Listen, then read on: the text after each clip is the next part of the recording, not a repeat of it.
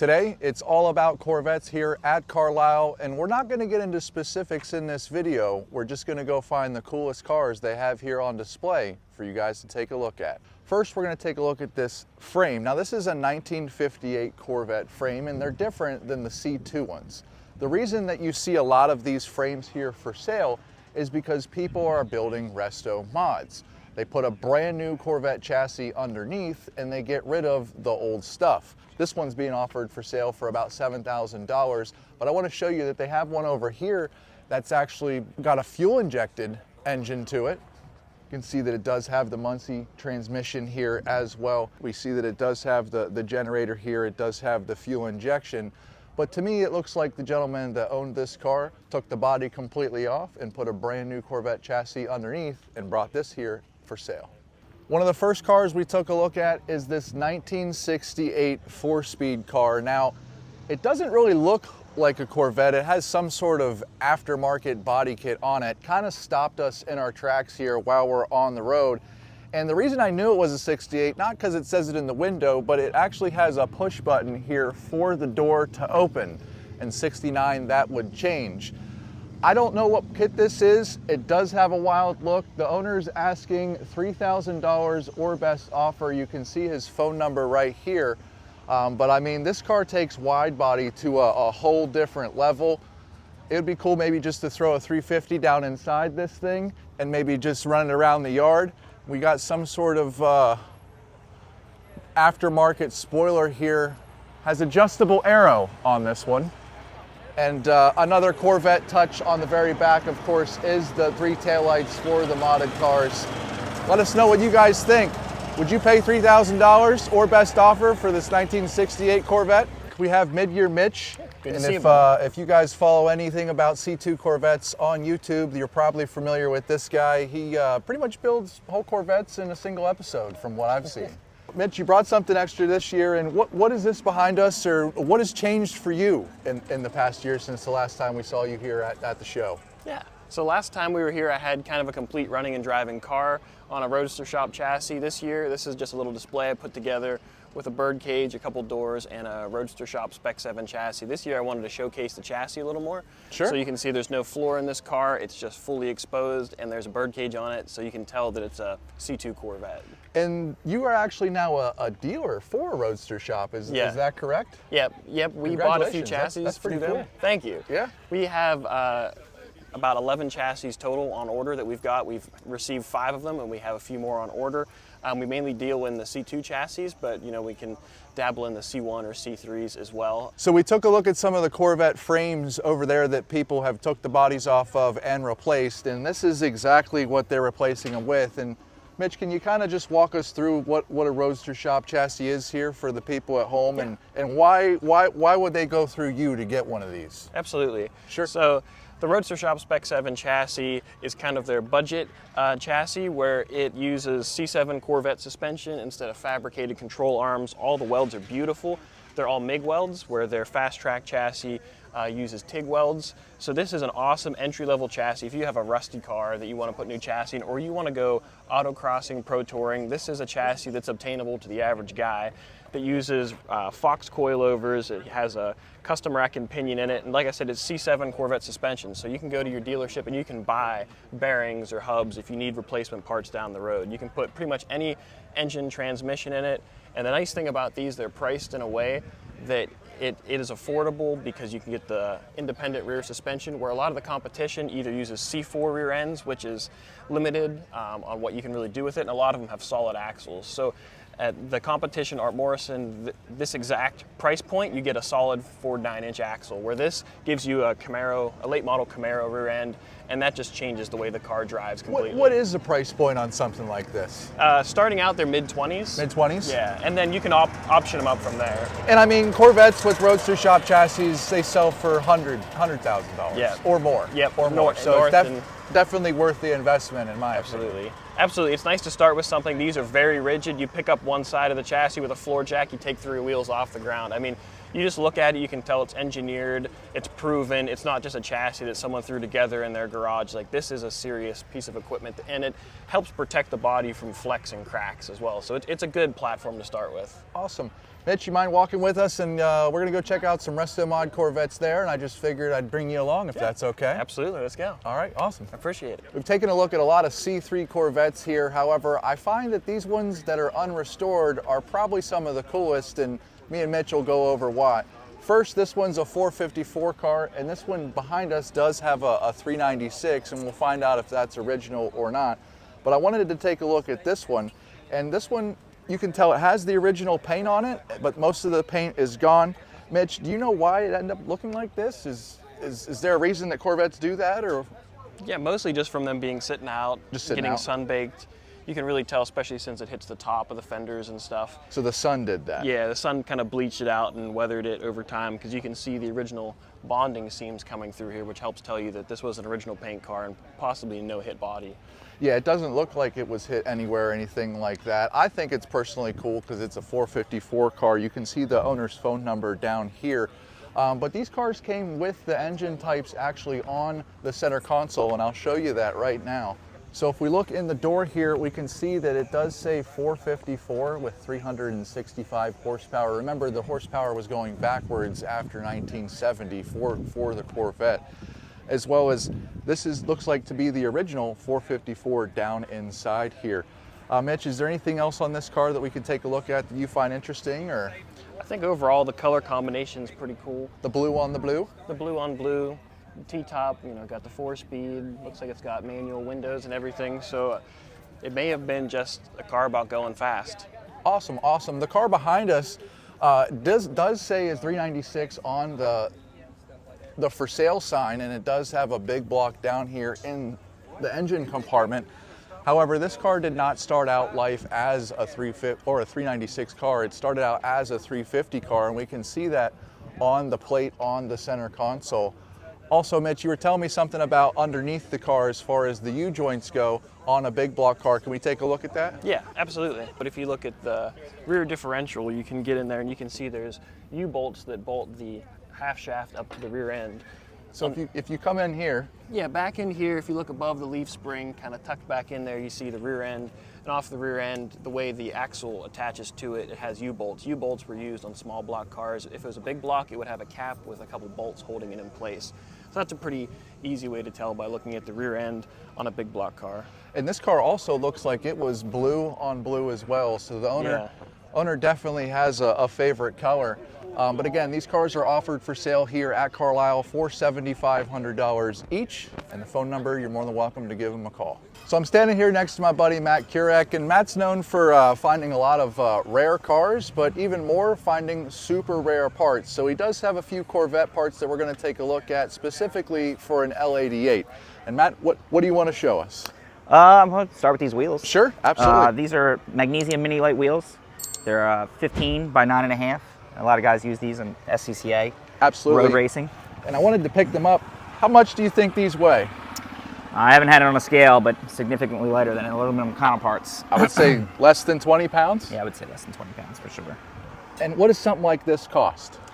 This particular pair here is $2,500. $2,500, okay. And what exactly is this intake and setup right here? This is a 57 to 61 Corvette dual quad setup, 270 horsepower. Okay, and there's the pie tin to match. Yep. And we do have an L88 radio delete here. And tell us a little bit about this piece. Well, L88s didn't come with a radio. Awesome. And they put these plates in. This is an original unit. I've had this probably 25 years. Okay.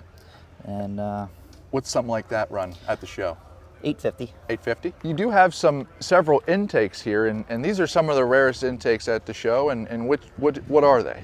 Right here we got a 69 L88 or ZL1 intake manifold here. It's a little oxidized. It's been sitting around. Okay. But that was used exclusively for those two engines. The intake to the left there, that's 67 L88. Most of those that you see were most likely sold over the counter or on a service 67 engine. And the reason being is they only made 20 L88s in 1967. And what are the part numbers for those? This one,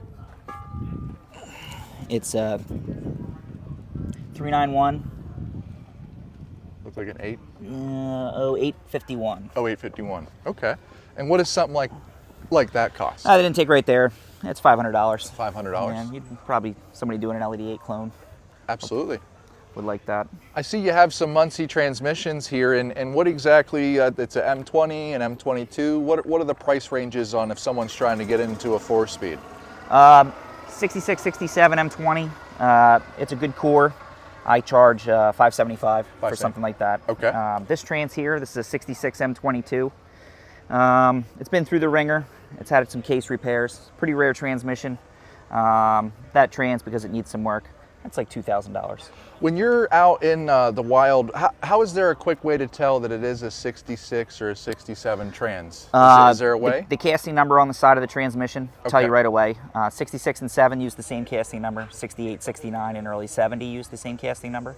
And then midway, October and later of 70, all the way through 74 use the same casting number. So if you know your casting numbers and you're in a swap meet, you can tell right away what the transmission is. Absolutely. I know them for 69. I just wasn't sure for 66 or 67.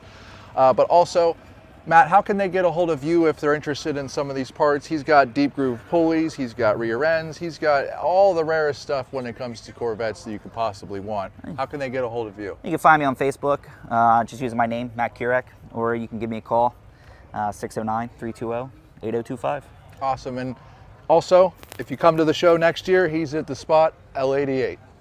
Easiest spot to remember here. Awesome, Matt. Thank you so much. Thanks a lot. We're inside the building here at Carlisle, the T building. The cars behind us are C1 Corvettes, and we're going to learn a little bit of the differences here with Midyear Mitch on them. They're both resto mods. I think they're probably some of the best cars that are inside the building here. And Mitch, what can you start off by telling us about the front end of this car? Yeah, so a lot of times with resto mods, they change stuff up. So this is a 62 and they've changed the face of it to look more like the 60. It has the teeth in the grille, but they kept true to the 62 with the painted headlights. 61 and 62 had the chrome, or had the painted bezels, where the earlier ones had the chrome bezels.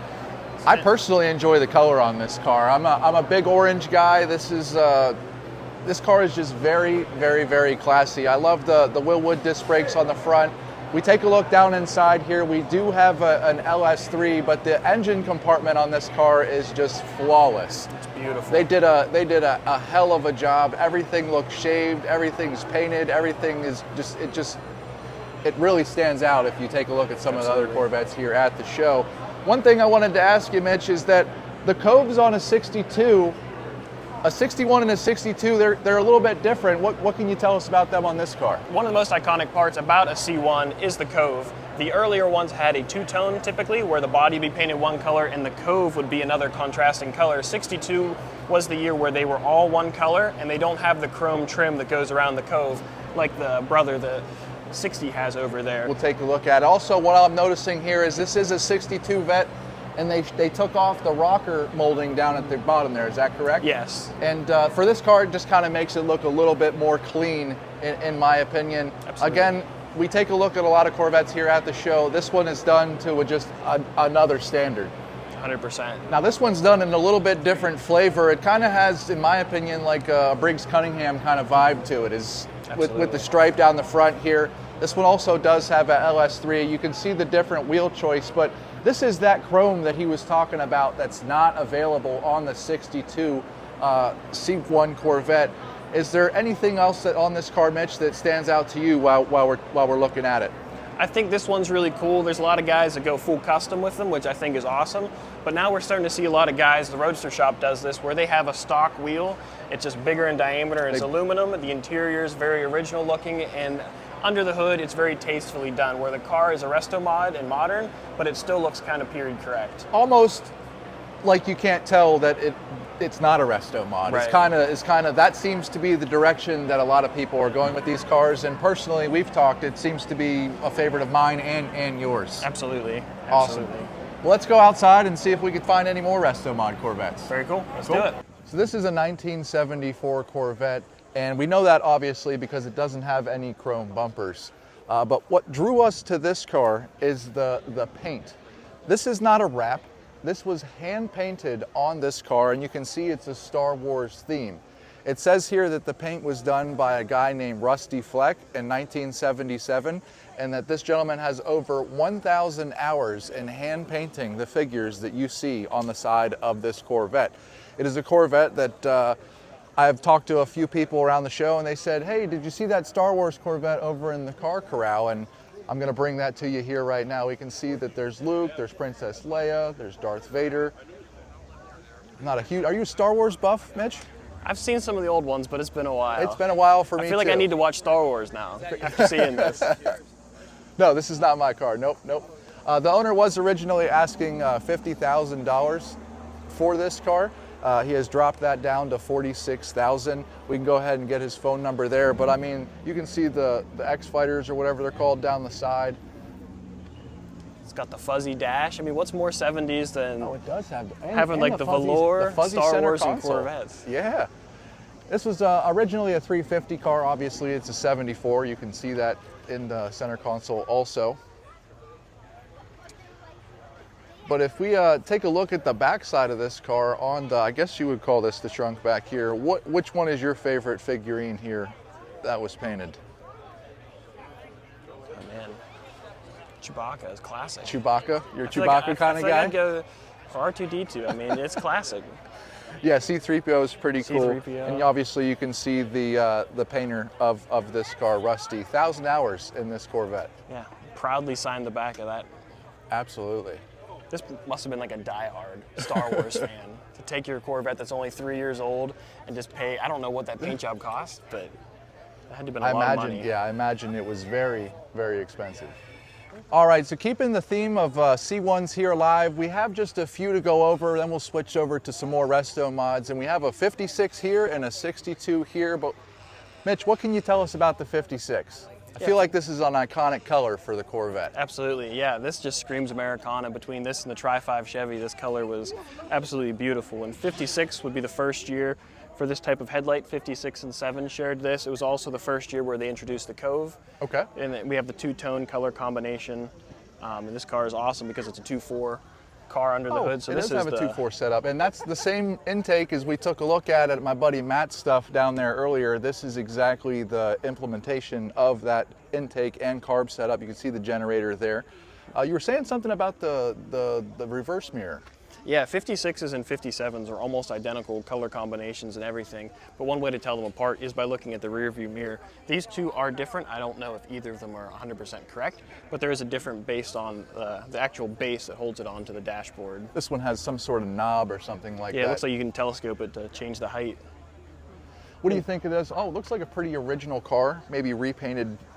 Maybe. Interior does look kind of original as well. It presents well here at the show, of course. Anything on the interior for 56 that we would need to know about, Mitch? Yeah, they had two color combinations, so you actually have both of them offered here, the beige and the red. So it's kind of cool to have both of them here. You have your, new car lot display here of the two options that you could get. But it's very original. They didn't have a whole lot of creature comforts back then. It was just about looking good and going fast. And let's take a look at that 57 right now. 57 was, of course, the first year for fuel injection. Yes, sir. And this is the other color interior you were mentioning. Yep. What all can you tell us about this 57, Mitch? It's cool that it's fuel injected. Obviously, it's a great color combination, black with a red interior. It's also awesome that it's sitting next to a 58 Corvette that's also fuel injected with the same color combination. So it's a cool contrast to see between the two model years. And of course, you can see the headlight changes from 57 go to the dual headlights in 58. Yeah, absolutely. It was just a whole front end kind of change. They still had the same flavor with the coves, but you can see the 56 and 7 has the little duct on top of the fender, where this one has a piece of trim, and the two headlights, it has a little divot in there for the headlights. The grills are different and bumpers. They're both just really cool vehicles, and the 58 was iconic for having the, I always called it the cheese grater hood, but the washboard, the washboard hood. Yep. Awesome, and that pretty much sums up what you need to know about C1 Corvettes. This is a 1981 Resto Mod Corvette. Not sure exactly the color blue. I believe it is a Lamborghini color. Of course, it does say that it has a LS3 down in here. And Mitch, what do you think of this car? I like it. I'm guessing it might have dynamic Corvette wide body panels on it, just because it's got some hips and it's got some presence, especially with these big side pipes on it and stuff. I do like the side pipes on this car. Cool. I'm not a huge fan of 81 Corvettes, but I'm a fan of what they did with this car. I mean, they kind of brought it to the more modern standard and gave it a little bit more taste, a little bit more style. It is brought to you by a shop called The Hobby Shop, established in 2017. Are you a fan of the engine color being painted the body color, Mitch? I do. I've seen a lot of high-end builds start to tie that in. I think that color coordination really helps, especially with the contrast of the black in the engine bay. And it looks like they still went with more of like a carbureted setup on this car. Yeah, it looks like it's got the hidden EFI, and I see we got some solenoids in there and a tank between the seats, so it's got a little bit of go fast juice in it too. Awesome, awesome. What we're going to do is try and get you some footage of the brand new Corvette ZR1 right here down the street. So I'm standing here with the assistant chief engineer Dustin and for the ZR1 Corvette. And Dustin, what can you tell us about this brand new 1,064 horsepower Corvette from Chevrolet? Yeah, we're all excited here to finally talk about the ZR1 and what is the really crown jewel of this car. It is the LT7 engine and it's 1,064 horsepower. If we want to take a walk around to the other side of the engine, we can show you some of the features that gives you. And Dustin, this is a new glass piece for the 2025 is the split window here, is that right? Over the engine on the coupes, you get a throwback to the split window on there, and it's a functional split window too, not just for the throwback. Okay. So most of it's cut away here, but the louvers are open. Once again, we're making a lot of power, we're making a lot of heat. Diffuse, yep. Right, and what is the LT7? So we always talk about the Gemini engine family when we released the LT6. And when we called that, we said the Gemini twins were twin throttle bodies, seemed like in the LT6. That wasn't the whole truth. We designed these two engines together. There was always going to be two. Those were the twins, what gave it that code name.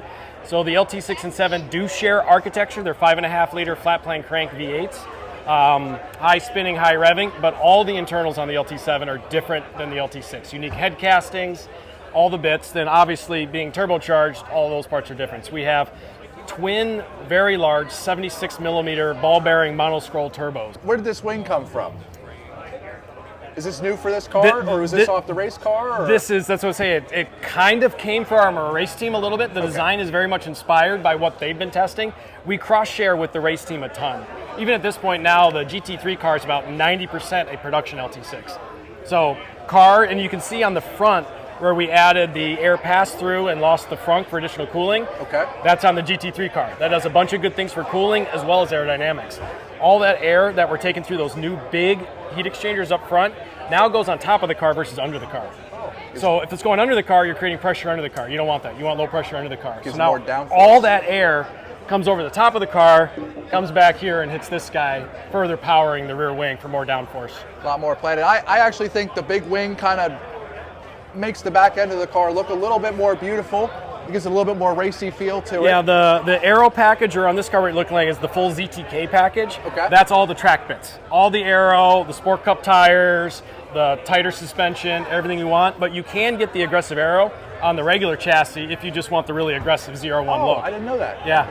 What can you tell us about the air vents over here? Are these new for ZR1? Or? Yes, these are specific ZR1 vents. So the ones on the top, and these are coupe only. On all the C8s, we take engine air into the air cleaner in here. We still do that here. Those inlets are still in these pods, but we added an additional path into that air plenum here. This allows you on track to get a little bit of a ram air effect, but also this area is a good source of high pressure cool air.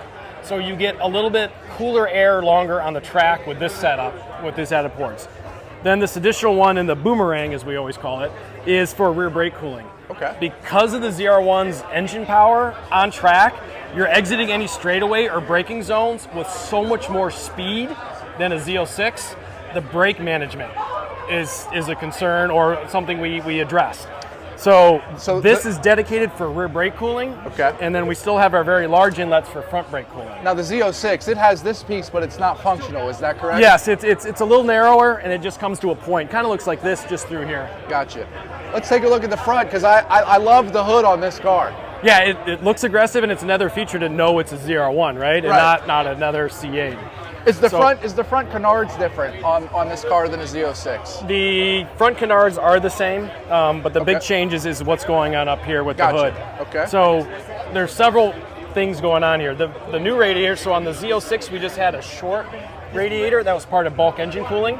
We made that radiator bigger, so that's what's behind it. The front radiator is dedicated to charge air cooling. So there's a second water circuit in the car we call the low temp circuit. It runs off that electric water pump right there. Yep. That water is dedicated to charge air cooling. We have two very large air to water intercoolers on the engine to help with that. And I call this the beachfront property. That intercooler radiator gets the best spot on the car for high flow, high pressure, cold air right on it to keep it down. Good way to put that. I like that. And then in addition to the hood vents doing the other air I talked about, the stall gurney creates a high pressure bubble in front of it, front downforce, good. But then the inverse of that, it creates a low pressure bubble on the other side of it. Once again, we're actually sucking the air out of this as well on the front. So a lot of good things happen here. It was worth getting rid of the front to enable everything we're doing with the car. What size tires are we running on this thing? They're the big ones are the 345s out back. And is there anything that you wanted to show us on the cutaway car here as we're moving through? Yeah, the tire and wheel size is the same ZR1, the Z06. Okay. The tire construction is different though. It's different because of the speed, but they're the same size. The other interesting tidbit is the rear wheels have a different bolt circle on the ZR1 than the Z06. We had to do that because of the drive torque. Okay. We needed to strengthen the interface. You're breaking rims or something? Or the hub interface. Oh, okay. It needed to be larger in diameter so we could make it stronger because of what the engine's putting out. That's pretty cool. Did anything on the interior change? The interior is the same. It's the same? There's some ZR1 badging and things like that, but from an interior layout. Mainly just the twin turbos and a lot more power. It's power, cooling, aero, and for me being the engine guy, it's all about that big engine in the back there. Dustin, I love what you guys are doing at Chevrolet. Thank you. We're having fun. Thanks for talking to me. So I'm standing here with Clifton, and Clifton, how are you? I'm good. How are you, sir? I'm doing well. I'm doing well. Clifton has a C8 Corvette here, and it looks a little bit different than the other C8 Corvettes that we've looked at this show. And what I wanted you to do, Clifton, is just kind of take us through your car and tell us why you did what you did. Okay. Show us what's underneath the front here, and just why you chose the colors, or just anything that you have to tell us about this car. Well, first of all, I'm a designer and a builder. Okay. And I've used GM products over the years to build everything from resto mods to kit cars. Sure. Okay. And God rest his soul, before my dad passed away, when we heard that GM was going to bring out the C8, I said, listen, if they ever built a mid-engine car, I'm buying one. Sure. Okay. So basically, GM built one hell of a platform that you could use to do anything. Absolutely. But as a designer and a builder, my mind works different than most people. We're not, you take your car to a body shop to get a kit put on. It's not the same. Okay. So when I see something, I see it for what it could be or what it should be versus what it is. Awesome. So when the C8 came out, it was a beautiful car from the get-go, but something was missing. And that's what my eyes saw.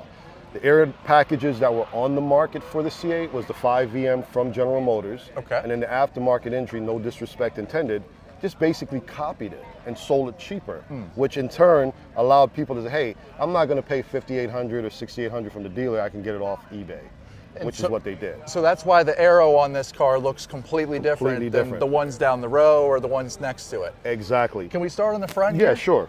And what I think is awesome about this car is your presentation.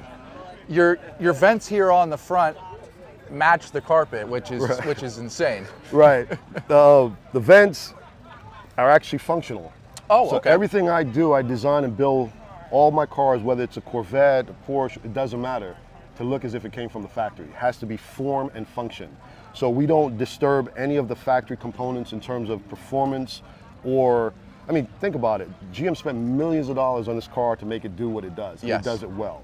So why would I want to mess with that? Yeah. I like the front hood on this. It kind of reminds me of the new ZR1. But Yes. You actually have a cooler on the inside Yes, here, right? there is a cooler. And the cooler is specifically designed and built for the C8s. It's our design, it's patented, so can't be stolen. Everywhere we go, everybody loves it. Are they Including carbon big- fiber? Yes, these are hydro dip carbon Oh, fiber. hydro dip, gotcha. Because okay. again, we could do actual carbon, Probably wouldn't keep it cool. but it doesn't make any sense. Oh. Because carbon is to drop weight if you're racing a car. This is not for racing. So it's a cost-effective way of getting that look of carbon without having to spend the money of carbon for something you don't really use. And 90% of your clients in today's market, they're just doing carbon for the looks. Just They're for not the looks, racing yeah. a car. They're not worried about dropping weight. And you could take a factory panel and make it look carbon instead Absolutely. of recreating the panel from scratch in actual carbon. So this is hydro dip. This particular carbon, this car doesn't play well with other colors, so we actually did a color match carbon. If you notice, it's the same color as the car. So people can actually see that it's cooler. There's ice in it, it's actually a functional cooler.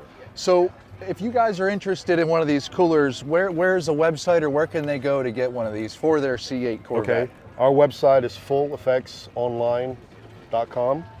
And you can go to the website, you can go to Instagram, or you can call us directly at 404-397-7237. Awesome, Clifton. Well, we're going to keep on down the road here. Appreciate you guys. Thank you so much. So we're here in the show field. We had a chance to kind of go over and look at all of the Corvettes they have on display. However, the car behind me is the car that I fell in love with, and Mitch does agree. Mitch, what are we looking at here? We have a 63 convertible Corvette here. It looks like it's all original paint, and it looks like an unhit body. So I mean, this is a really nice cream puff. Yeah, I'm a huge fan of original Corvettes, and the reason I like no-hit bodies is because they're made of fiberglass, and when you hit one, you have to basically fix a whole area like this to just kind of put it back together the way that it was. So a car that was never hit at all is extremely, extremely rare. Absolutely. And we know it's a 63 Vet, of course, because it has the grades in the hood here. But if we take you a walk down the back of this car, I mean, you can kind of see the body line or the strip in the side of this car, Mitch, you were telling me. Is that right? Yep. Yeah, you can see where the different panels are seamed. Since the Corvettes have a complicated body shape, they made them in several different parts and they had to bond them together. The bonding strip, that's so the what it's bonding called. strip, Yep. You can see all the bonding seams the whole way down based on how they built the body. As well as if you look inside the engine compartment here, it still has all its chalk marks, all its stickers are in the right location. You'll probably not find a Corvette with a more original engine compartment here at the show, at least in my opinion. You can even see here that where his arm has worn away the paint while he drove the car. Another thing for 63 Corvettes, of course, is the seats are different, the way they're shaped. The ring here, or the steering wheel, is the same color as the interior. Mitch, what else can you tell us about this car? What do you like about this car for yourself specifically? Specifically, I have a 63 Corvette. I have a split window, and it had a lot of original paint on it whenever we started restoring it. So I kind of like whenever you can see the original seams and just the original character. I think, to me, a car with original paint that's worn is cooler than a car with really nice paint. You can see where they took the top on and off this car. And if we come back the whole way to the back here, we also see that it has a tow hitch on it.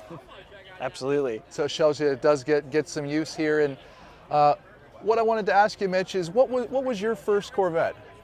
My first Corvette was a 63 split window that I restored with my dad. Oh, wow. It actually had looks like it had the same powertrain as this one. Mine's a 300 horse, 4-speed. Okay. Power steering, power windows, power brakes. So it was kind of a highly optioned car, red with black interior. So I always have a special place for 63s. Well, guys, that's all we have here for Corvettes at Carlisle. Again, this is Mid-Year Mitch. He is one of the most foremost experts in C2 Corvettes available on YouTube. And if you're not familiar with his channel, please give him a subscribe. He's a good friend of mine. Mitch, I want to thank you for your time. Thank you. I appreciate it, brother. It was awesome walking around the show with you. Thank you. Yeah, no problem, Mitch. And you guys, have a great day.